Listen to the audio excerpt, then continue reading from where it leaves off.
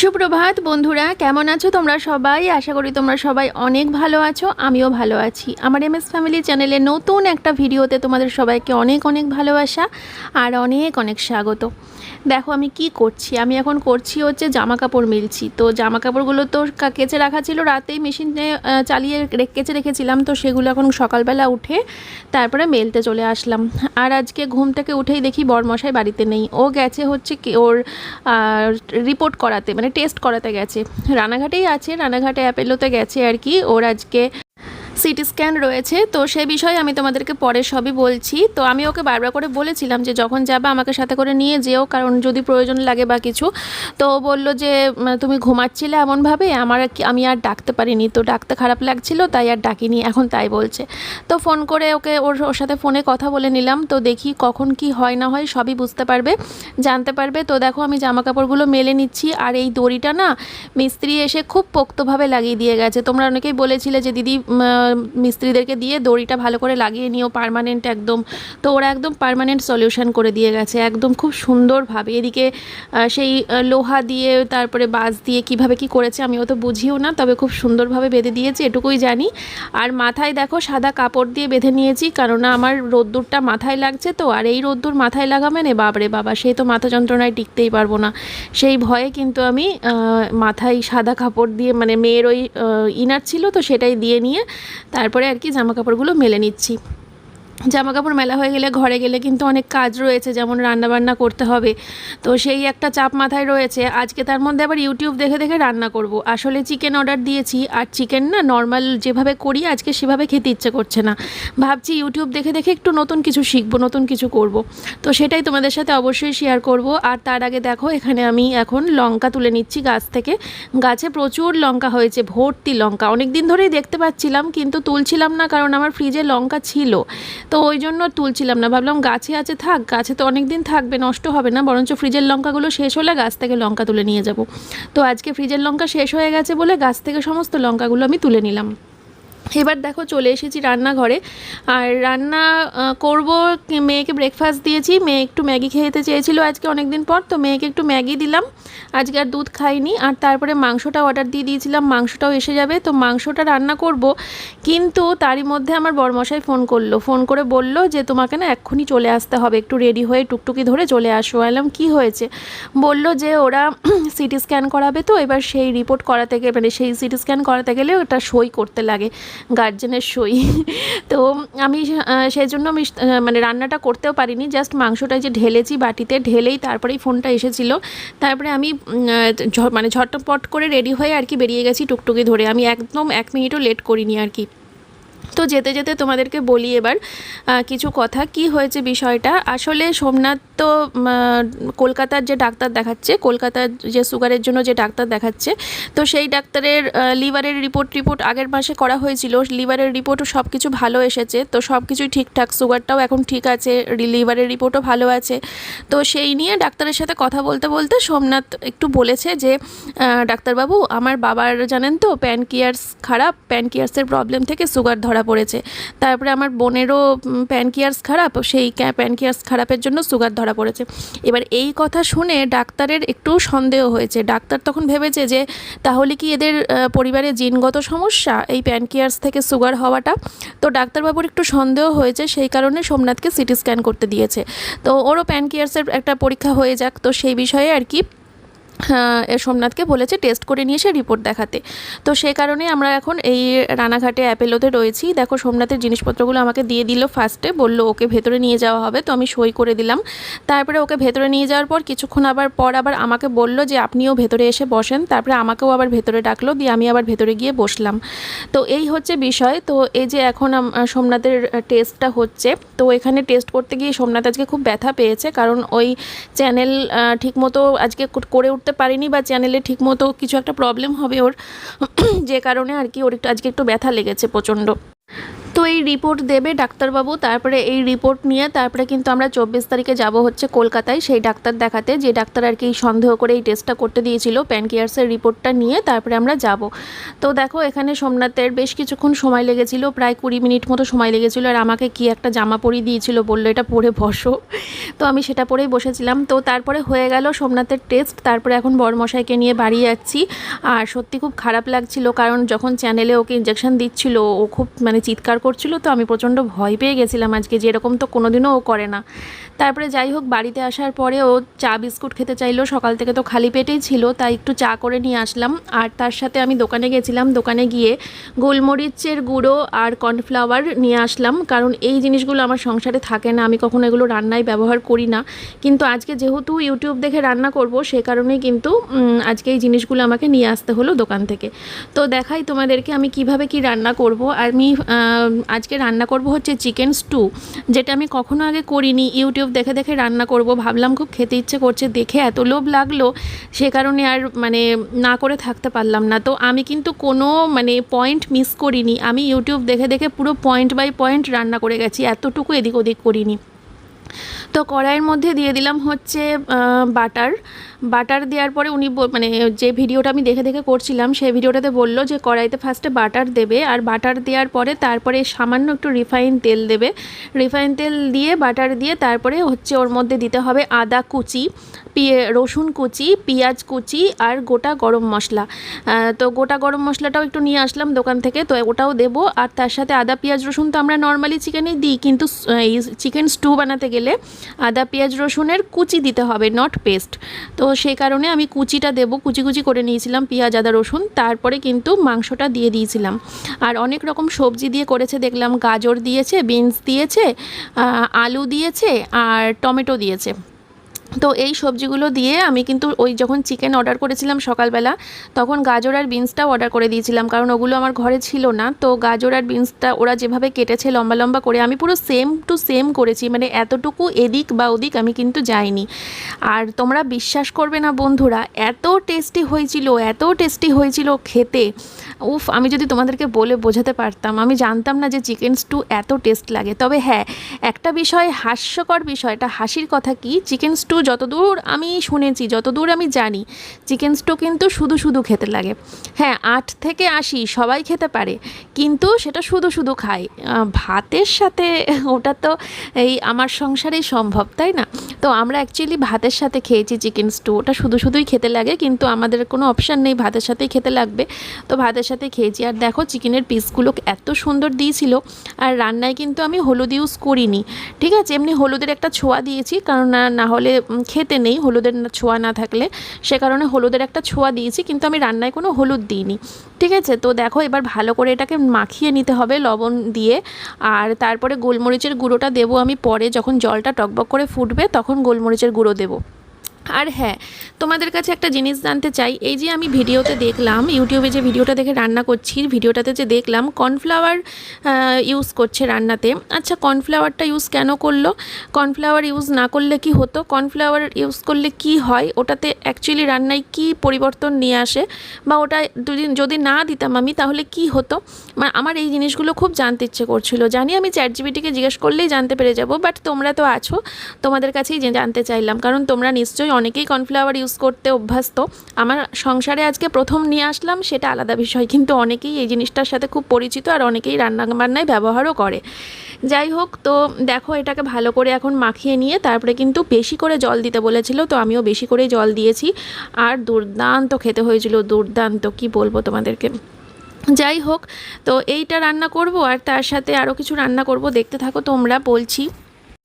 এই যে দেখো এখানে ভাতের জল ফুটে গেছে, ভাত বসিয়ে দিয়েছি ইন্ডাকশানে, আর তার সাথে কিন্তু ঢ্যাঁড়স আর উচ্ছে কেটে নিয়েছি, মানে আজকে উচ্ছে ভাজা হবে, ঢ্যাঁড়স ভাজা হবে, আর তার সাথে এই চিকেন স্টু। এই হচ্ছে আজকে আমাদের লাঞ্চ বা ডিনার মেনু, ঠিক আছে। তো এইদিকে দেখো জলটা ফুটে গেছে, আর আমি তো এদিকে কর্নফ্লাওয়ারটা রেডি করে নিয়েছি, সামান্য জল দিয়ে গুলে নিয়েছি। তো এইটার কথাই তোমাদেরকে জিজ্ঞেস করছিলাম, যে আমাকে কিন্তু অবশ্যই কমেন্ট করে জানিও যে এর কি গুণাগুণ, ঠিক আছে। তো এটা এখন ঢেলে দেবো, এর মধ্যে আমি ঢেলে দিয়ে তারপরে কিন্তু ঢাকা দিয়ে রেখে দেবো বেশ কিছুক্ষণ, তাহলে আমার বেশ আরেকটু ফুটিয়ে নিয়ে নামিয়ে নেব।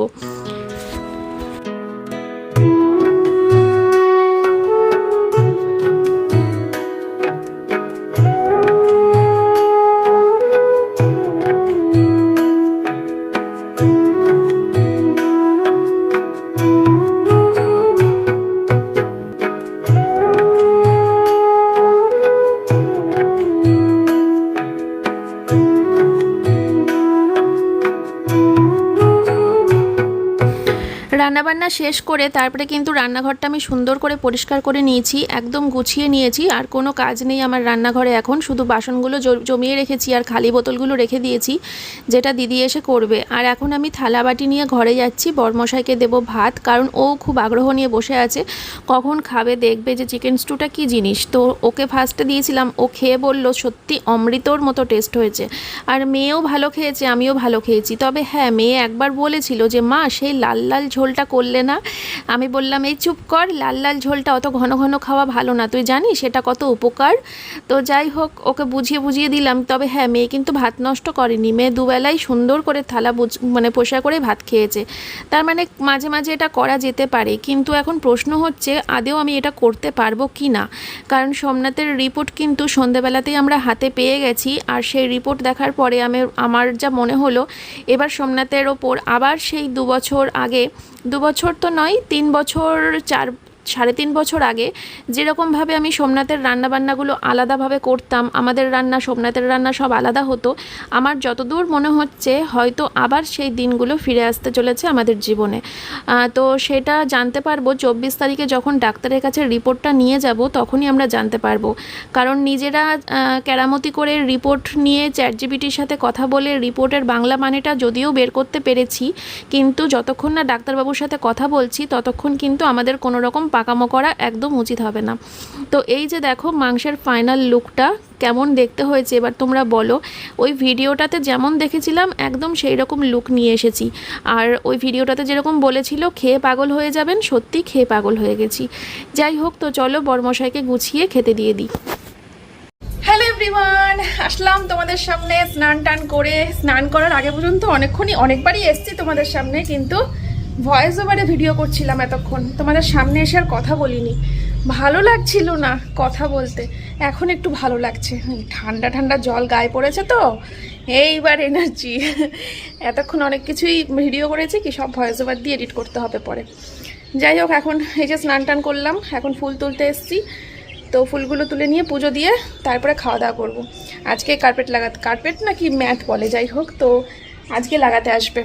এইমাত্র ফোন করেছিল, নিজের থেকেই ফোন করেছে, বলছে আজকে আসবোই। বললাম ঠিক আছে আসো, তারপরে দেখছি। আসলে পরে একটা এক্সট্রা কাজও করাতে হবে, এই যে এইটাকে খুলতে হবে। কি বিচ্ছিরি লাগছে না দেখতে জিমের এটা। তুই এখনো চান করতে ঢুকিসনি না? সাবান মাখ। হ্যাঁ হবে, যা চান কর। চলো ফুল তুলি। 1 2 3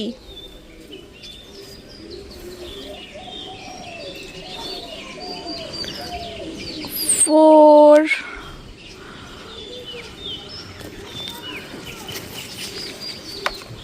5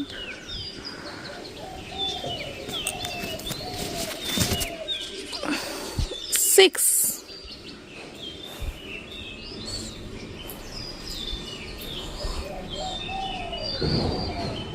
এটা মনে হয় বেগুনের ফুল নাকি? থাক বাবা, তুলে লাভ নেই, চিনি না জানি না। এই তো সোনামনারা ফুটেছে, গরম পড়তে না পড়তে। সোনাগুলো, এগুলো শীতকালে একটাও ফোটেনি জানো, এগুলো সব গরমকালে ফোটে, গরমকালে।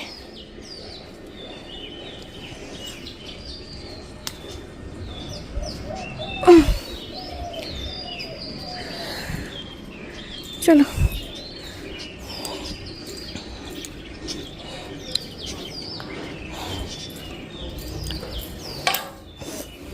আজকে ঠাকুরকে একটা থালাতেই খেতে দিতে হলো, থালা আর একটা কিনতে হবে। এঠোর মধ্যে পড়ে গেছে, হাত থেকে স্লিপ কেটে, ভালো লাগে না। গুড ইভিনিং মাই ফ্রেন্ডস, সবাইকে শুভ সন্ধ্যা। এখন যাচ্ছি হচ্ছে একটু বাইরে চা খেতে যাব। আর চা খাওয়াটা উদ্দেশ্য, তার সাথে বলতে পারো মেয়ের খাতা আর পেন কিনতে হবে।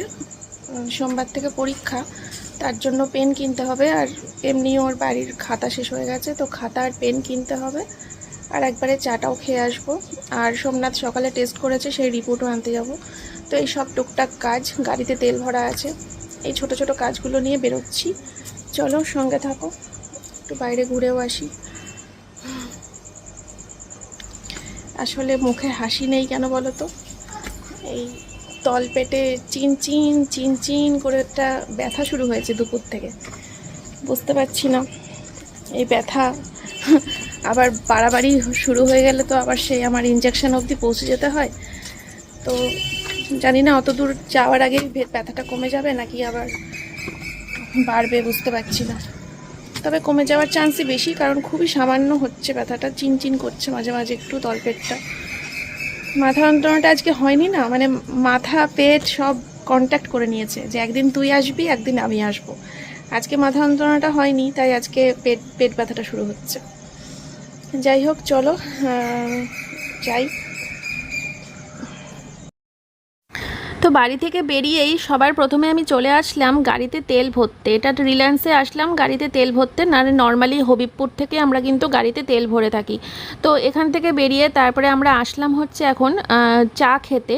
তো এই যে হাই রোডের ধারে যে সুন্দর সুন্দর চা খেতে যাওয়া, মানে চা খাওয়ার যে জায়গাগুলো দেখতে পাওয়া যায়, জায়গাগুলো সত্যি মন কেড়ে নেবার মতো, কারণ এখানে বসে চা খেতে কিন্তু ভীষণ ভালো লাগে। তবে আমার প্রচণ্ড পরিমাণে পেট ব্যথা করছিল, তাই ভাবলাম চাটা স্কিপ করে যাই। তো আমি চা খাইনি, তো এখানেই দেখতে পেলাম যে ডাব রয়েছে, তো সে কারণে আমি বললাম যে তাহলে আমি একটু ডাব খাই। ডাব খেয়ে এখন ঠিক করলাম না ভুল করলাম জানি না, কারণ বাড়িতে যাওয়ার পর পেট ব্যথাটা আরও ডবল হয়ে গেছিলো, প্রচণ্ড বেড়ে গেছিলো পেট ব্যথা, থাকতেই পারছিলাম না, ছটপট ছটপট করছিলাম। তারপরে যাই হোক রাতের দিকে কিন্তু ব্যথাটা আমার কমে গেছিলো। তো সোমনাথ চা অর্ডার দিল, আমি চা খাবো না, আমি ডাবের জল খাবো। এখানে ডাব দেখতে পেয়েছি, দেখো ডাব ডাব রয়েছে, তো ডাবের জল খাই। চাটা না খেয়ে পেটটা ব্যথা ব্যথা করছে। তো হ্যাঁ, বিস্কুট দাও একটা। ডাবের জলটা খেতে বেশ মিষ্টি ছিল, তবে একটু গরম গরম ছিল, জানি না সারাদিন রোদ্দুরে ছিল হলে বলেও হতে পারে। তো তারপরে ডাবটা খেয়ে আমি চলে আসলাম সোজা সোমনাথের রিপোর্ট নিতে। আর এখান থেকে সোমনাথের রিপোর্টটা পেয়ে যা বুঝলাম চ্যাটজিপিটির সাথে কথা বলে, সেটা হলো সোমনাথের প্যানক্রিয়াসের রিপোর্ট খুব একটা ভালো না। তো সেটাই নিজেরা উদ্ধার করলাম যেটুকু বুঝতে পারলাম। কিন্তু ডাক্তারবাবুর সাথে 24 তারিখে কথা বলে আমরা জানতে পারবো যে সোমনাথের কি তাহলে এই প্যানক্রিয়াস সমস্যা থেকে কি তাহলে সুগারটা ধরা পড়েছে, যেরকম ওর বাবার ওর বোনের, এটা হয়তো জিনগত সমস্যা হলেও হতে পারে। তো যাই হোক, ডাক্তারবাবুর সাথে যতক্ষণ না কথা হচ্ছে কোনো রকম পাকামো বুদ্ধি না করাই ভালো।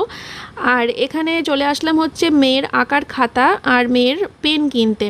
তো এখান থেকে এই জিনিসটা কিনে নিয়ে তারপরে মেয়ে একটু আলু কাবলি খেতে চেয়েছে, তো মেয়ের জন্য আলু কাবলি কিনবো, কিনে তারপরে সোজা বাড়ি চলে যাব। আর অলরেডি টুপুর টাপুর করে বৃষ্টি কিন্তু শুরু হয়ে গেছে। তো বৃষ্টির মধ্যেই আমরা এখন বাইকে এই কেনাকাটাগুলো করতে হবে। আর বেশ ভালো লাগছিল, কারণ ওয়েদারটা একেবারে রোম্যান্টিক, সাথে রয়েছে বর, তাহলে ভালো না লেগে যায় কোথায়।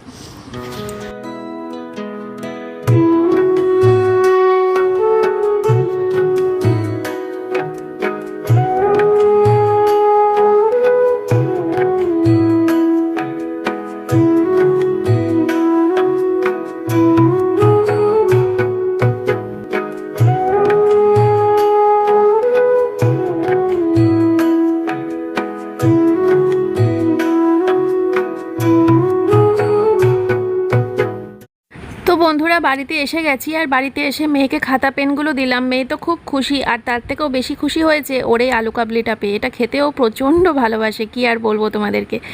যাই হোক, তারপরে রাত্রিবেলা করে কিন্তু সোমনাথ মা বাবাকে ডেকে নিয়ে আসলো, যেহেতু আমাদের নতুন ঘরটা মা বাবাকে দেখানো হয়নি, তো ওদেরকে দেখাতে হবে। তো আমরা আসলে ওয়েট করেছিলাম এই কার্পেটটা কবে পাতা হবে, তার জন্য ওয়েট করেছিলাম। এতদিন মা বাবাকে ডাকিনি, কারণ একদম পুরোটা কমপ্লিট করে সারপ্রাইজ দেবো সে কারণে। তো মা বাবা দুজনেই তো ভীষণ খুশি, বলছে এত সুন্দর হয়েছে ঘরটা, কি বলবো। তো মা বাবার দুজনেরই খুব পছন্দ হয়েছে, আর পছন্দ হওয়ার মতনই কথা, এত সুন্দর ঘর, তাই না বলো। তো তোমাদের সাথে অবশ্যই ভালো করে শেয়ার করছি আমি ফ্লোর ম্যাটটা। আমি আগে মা বাবার সাথে, সোমনাথের সাথে, সবার সাথে কথা বলে নিই, তারপরে যখন মা বাবা চলে যাবে আমি তারপরে তোমাদের সাথে কথা বলে ভিডিওটা শেষ করব, ঠিক আছে। তো চলো বন্ধুরা, আর তোমাদের সাথে সামনে আসছি। সারাদিন ধরে সেরকম সামনে এসে আজকে ভিডিও করতে পারিনি, সোমনাথের এই রিপোর্ট নিয়ে একটু টেনশনে ছিলাম। তারপরে এই যে মা বাবার সাথে কথা বলছিলাম রাতের দিকে, অনেকক্ষণ সময় মা বাবা ছিল, গল্প করছিলাম। বন্ধুরা এবার তোমাদেরকে দেখাই ভিডিও শেষ করার মুহূর্তে এসে কেমন লাগছে। অবশ্যই কমেন্ট করে কিন্তু জানাতে একদম ভুলো না, ঠিক আছে? ভিডিওটা এখন শেষ করব, তো লাস্ট মুহূর্তে আসলাম তোমাদের সাথে শেয়ার করার জন্য আমার ঘরের নিউ লুক, ঠিক আছে? হেভি লাগছে না বলো? সত্যি মানে কি বলবো, স্পর্শ করে সব কিছু স্পর্শ করে করে দেখতে ইচ্ছে করছে। স্বপ্ন নাকি সত্যি? একটা টিনের ঘরের বহুদিনের স্বপ্ন ছিল, তো যাই হোক সেটা পূরণ হলো। আর কি বলো তো, এটা হচ্ছে সাধ্যের মধ্যে সাধ পূরণ, এই হলো ব্যাপার। নিচটা টাইলস, নিচের ঘরে তো সেই শখ, টাইলসের শখ মিটে গেছে, তো এবার এই শখটাও মিটে গেল। এবার তোমরা অনেকেই বলতে পারো, এত যখন তোমার টিনের ঘরের শখ, তাহলে নিচে পাকা ঘর করতে গেলে কেন?